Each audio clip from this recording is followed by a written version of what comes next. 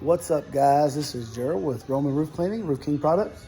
There's a lot of question about on these little compressors when they stop producing pressure. It's actually it's pretty simple fix. It doesn't sound like it, but first off, this shroud is around here. It's around here like that.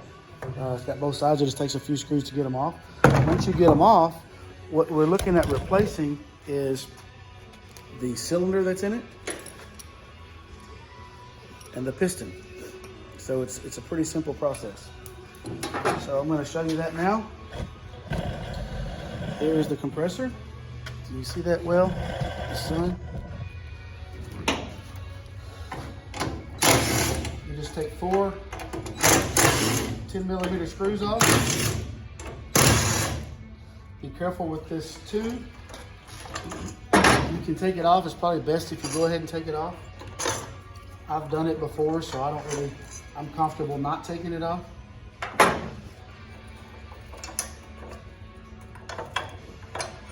So you can just bend it back really lightly. Make sure you don't bend it up too bad. And then this piston has got 1 bolt along the bottom of it. You can take this off to give you a little more space to work with.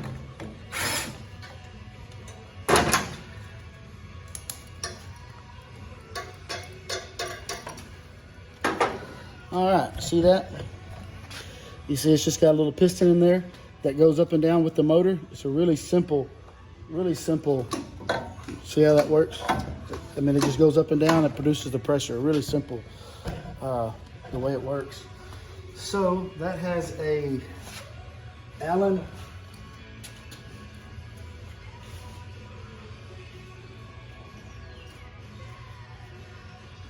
always be sure to have a really organized Allen set. See how these are just thrown in here? It's fantastic. Okay. Let me find which one we need here.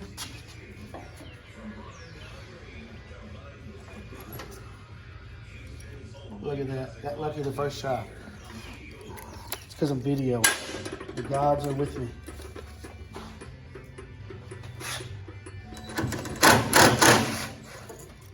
Got a little keeper on the back, a little nut.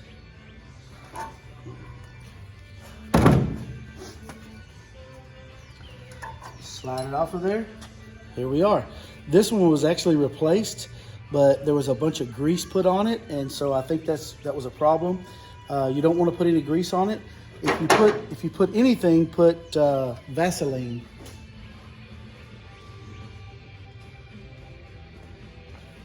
Vaseline is a really good grease to use. You know what I'm saying? It's really good grease to use on when you're building anything, because the great thing about Vaseline, as soon as it cranks up and gets hot, it melts away. So it's a really good lubricant for building stuff. The new one comes with a new bolt.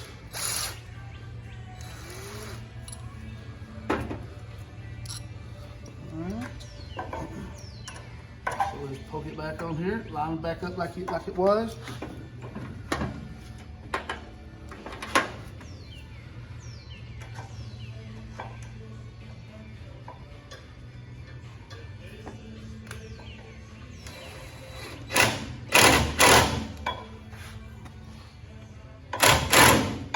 I'm doing this with an impact, but I don't recommend you do that. I've tightened up a lot of stuff, so I feel comfortable. So it's best if you do it by hand. To get this cylinder on here, if you'll just go sideways and spin it, then it'll go right on. It's a really hard rubber that's around it, so it would be really hard to damage. All right.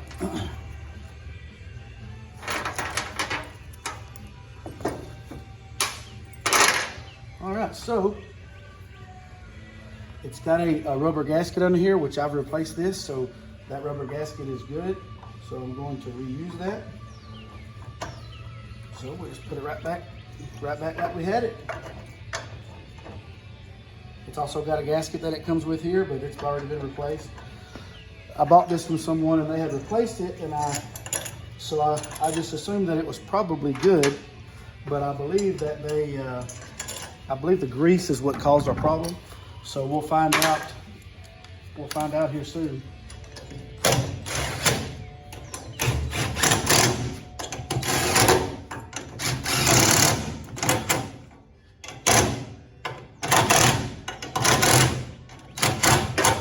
And like I said, it's probably best if you use a ratchet.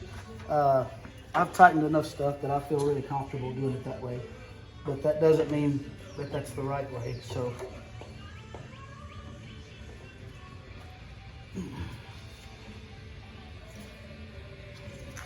All right, let's make sure that's sitting properly. Yeah, so it's not going to hit anything. There it goes. It's set flat there.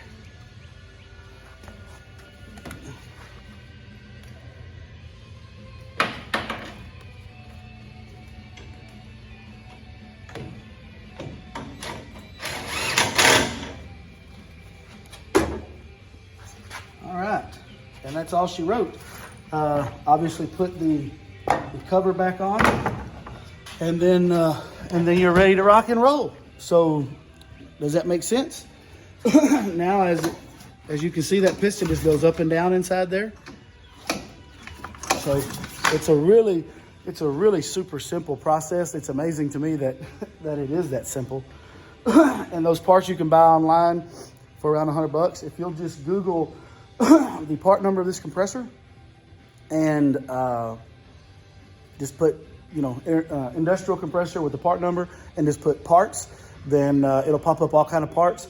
That piston is super easy to find. So that's one of the more common things that happen. I don't see it a lot still with as many as we've got out there, but that is a common, one of the common issues. So there you go. If you guys have a question, don't hesitate to reach out.